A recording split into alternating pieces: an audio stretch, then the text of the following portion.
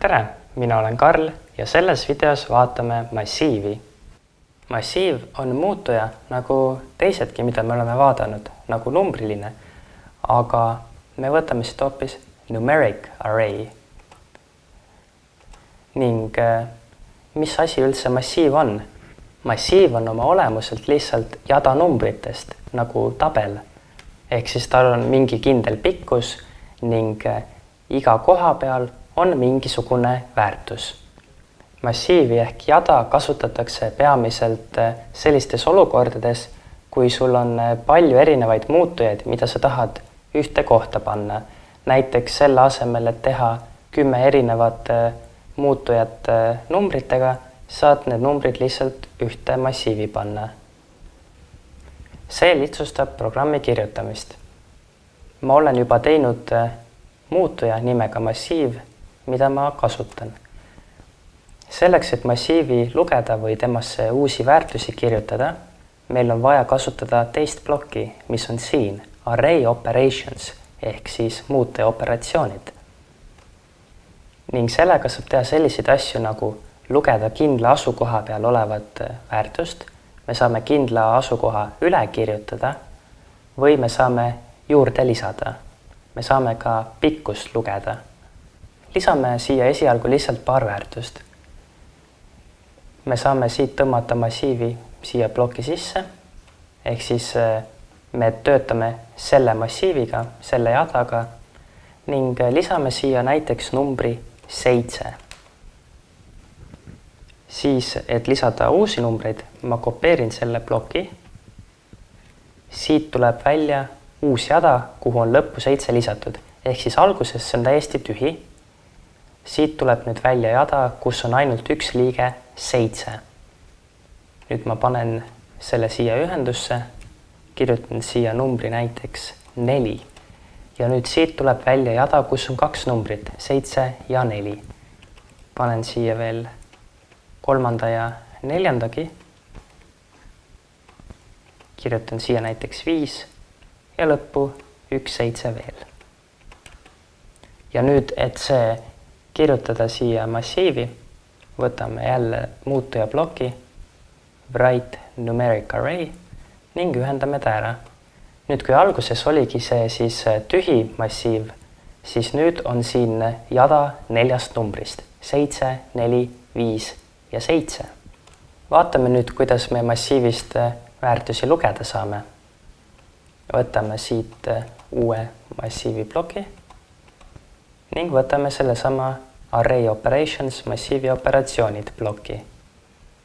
Näeme, et siin on nupp read at index ning see võimaldab meil kindla koha peal oleva numbri välja lugeda.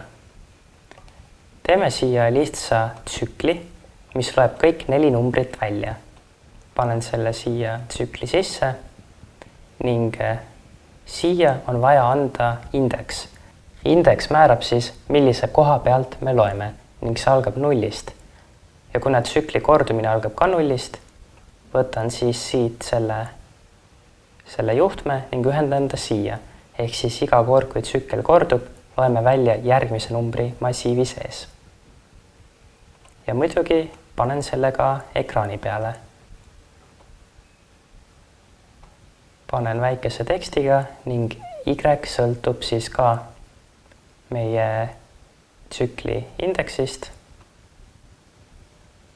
Selle ma panen vääraks, et ta ära ei kustutaks eelmisi väärtusi.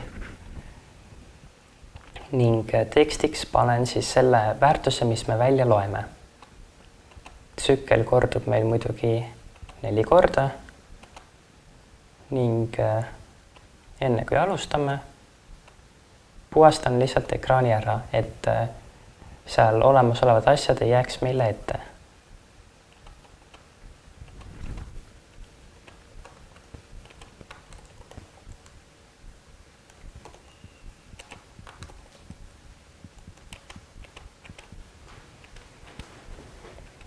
Ja kõige lõppu panen muidugi lihtsalt ooteploki puuteanduriga, et programm kinni läheks enne, kui me seda tahame. Vaatame nüüd, kuidas see 4 väärtuse kirjutamine ja nende väljalugemine meil siis toimib.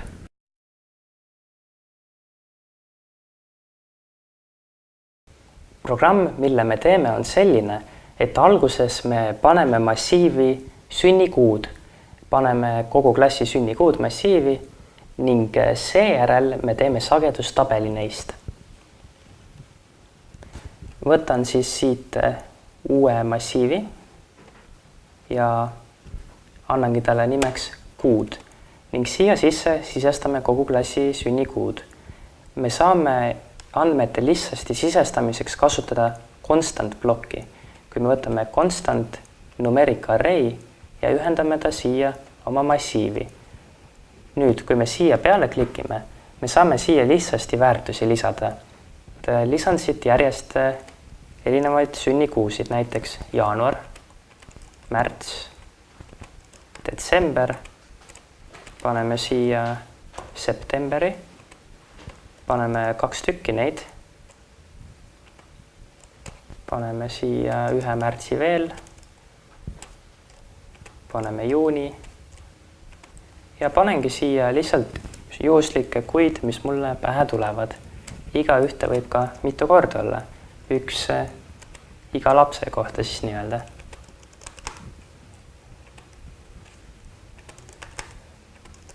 Nii, ja olengi siia mingisuguse arvu erinevaid sünnikuusid siis sisestanud, nagu siit näeme. Nüüd teemegi sellest sagedustabeli, aga sellisel kujul, nagu ta praegu on, ei ole temast niisama lihtne seda teha, sest vaatame, tal on siin erinevaid kuid mitu kordi ja robotil võib olla natuke raske seda lugeda. Ning selleks me teeme uue massiivi, kus niisama kuude asemel me hoopis hoiame infot, et mitu korda seda kuud esineb. Selleks ma teen uue massiivi ning tema nimeks on sagedus. Nüüd me kasutame tsükliplokki ning tsükliplokis me käime läbi meie esialgse massiivi kuud ning sõltuvalt, missugust kuud me siin näeme, me kirjutame siia sageduse massiivi. Sageduse massiivi me teeme nii pikaks, kui mitu kuud on. Saame jällegi selleks kasutada konstanti plokki ning kirjutame esialgu talle lihtsalt 12 nulli. Niimoodi. Siin on nüüd 12 nulli ja saame teha oma tsükli. Tsükkel kestab siis nii kaua, kui pikk on kuud ja ning selleks me peame muutma oma tsükli count peale ning see, kui mitu korda ta peab korduma, me saame kätte, kui me loeme üle, kui pikk on kuude massiiv. Võtame siit length numeric, ühendame selle siia ning saame pikkuse teada, et nii kaua peab tsükkel kestma. Loeme siis tsükli alguses välja kuude massiivi ning kasutame array operatsiooni, et lugeda indeksi pealt. Ja me loeme välja just selle koha pealt, et kui mitu korda tsükkel on juba kordnud. Esimene kord loeme siis nulli pealt, teine kord juba esimese koha pealt ja nii edasi, et loeme üle kõik need, mis siin on. Ning me saame selle ID-sid kätte ning nüüd on selline asi, et see number, mis me siit saame, on vahemikus 1–12. Aga meie sageduses on ID-d 0–11. Ehk siis me lahutame sellest ühe. Ning nüüd sellel kohal, mis me siit saame, loeme me välja sageduse ning me loeme numbrit indeksi peal, mis on võrdne selle numbriga siin. Ehk siis näiteks, kui me loeme siit parasjagu välja märtsi, mis on ID-ga 3, siis me lahutame ühe, saame 2. Ning siis me läheme sageduse massiivi kohale 2. Ja nüüd selle numbri, mis me sealt saame, me liidame sinna ühe ning me kirjutame ta sagedusse tagasi. Selleks me kasutame veel ühte array operatsiooni plokki, write at index. Kirjutame siia selle numbri, mis oli +1. Loeme sagedusega siia ning ID-ks on see, mis me siit saime. Siin on juhtmeid küll veidi palju, aga selleks, et asju oleks lihtsam näha, ma nihutan neid juhtmeid veidi vasakklikki neil peal hoides. Ja nüüd, kui ma tõmban need juhtmed veidikene laiali, on juba natukene selgem näha, mis siin toimub. Ja viimase asjana ma kirjutan sageduse tabelisse selle uue väärtuse. Ehk siis vaatame korra veel üle, mis siin tsüklis toimub. Kõigepealt loeme kuude tabelist siis väärtuse. Näiteks, kui tsükkel on juba 3 korda kordunud, siis loeme tema 4. koha pealt väärtuse. Siit võib tulla siis välja, vaatame, mis siit välja tuleb. 4. koha peal on 9, mis on september. Nüüd me võtame septembri numbri 9 ja lahutame sellest 1 ning saame 8. Nüüd me loeme sageduse tabelit ja loeme kohalt 8 teda. Ja see on siis see, et kui mitu korda on septembrit juba nähtud. Kuna me just nägime septembrit, me liidame olemasolevale numbrile 1 juurde, et nägime just praegu septembrit. Ja nüüd me kirjutame selle uue väärtuse, mitu korda septembrit on nähtud, tagasi massiivi. Sellele kohale, kus siis me selle võtsime, kirjutame kohale 8 uue väärtuse. Näiteks, kui enne oli septembrit nähtud 5 korda, siis nüüd kirjutame siia 6 ja selle paneme siia tagasi. Kogu tsükkel kestab nii kaua, kui pikk oli siis meie kuude massiiv. Nüüd, kui see tsükkel on ära toimunud, siis ongi meil tegelikult loetelu sellest, mitu korda iga aasta kuud oli nähtud. Ja nüüd jääbki meil üle ainult teha sellest tabel. Tabeli me teeme graafiliselt roboti ekraanile ja ka selle joonistamiseks kasutame tsüklit. See kestab siis 12 korda, kuna kuid on 12. Tabel koosneb meil siis 4 nurkadest. Laiuseks ma panen igale 4 nurgale 15 ning kõrgus sõltubki siis sagedusest. Loeme siis välja sageduse tabeli.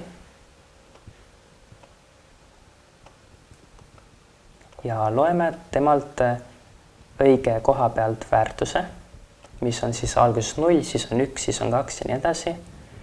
Ning sellest sõltub, kui kõrge 4 nurga me joonistame. Ma korrutan 15-ga, et oleks paremini näha erinevused. Ning see läheb siis 4 nurga kõrguseks.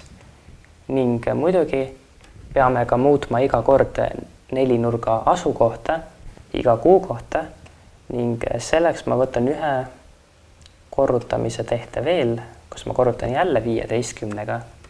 Aga see, mida ma korrutan, on hoopis see, kui mitu korda tsükkel on kordunud. Ning selle paneme siis siia x koordinaadiks. Ekraani ma ei puhasta ning kasutan täidetud 4 nurka. Ning ekraani puhastuse teeme hoopis enne ära. Joonistame selleks siia ekraani suuruse 178 × 128 4 nurga, mis on valget värvi ja täidetud. Ja viimase asjana muidugi panen jälle siia ooteploki, et programm enne ära ei lõppeks, kui meie seda tahame. Natuke pikk programm tuli, aga vaatame, kuidas ta siis töötab. Siin on siis tabel, mis robot joonistas ning näeme, et see vastab ka infole, mis me talle alguses andsime. Jaanuari on siis 3 korda, veebruaris ei olnudki ja niimoodi olime ka robotile alguses öelnud. Märtsis oli jälle 3 last oli sündinud märtsis, ainult 2 tükki aprillis ja nii mais kui ka juunis oli ainult 1. Siis juulis ja augustis oli jälle 2. Ja samamoodi tegelikult ka septembris. Oktoobris oli ainult 1, novembris oli 2 ning detsembris oli 1. Et näeme, et robot joonistas täiesti õigesti tabeli meie info kohta. Nüüd saad lahendada roboti ülesande.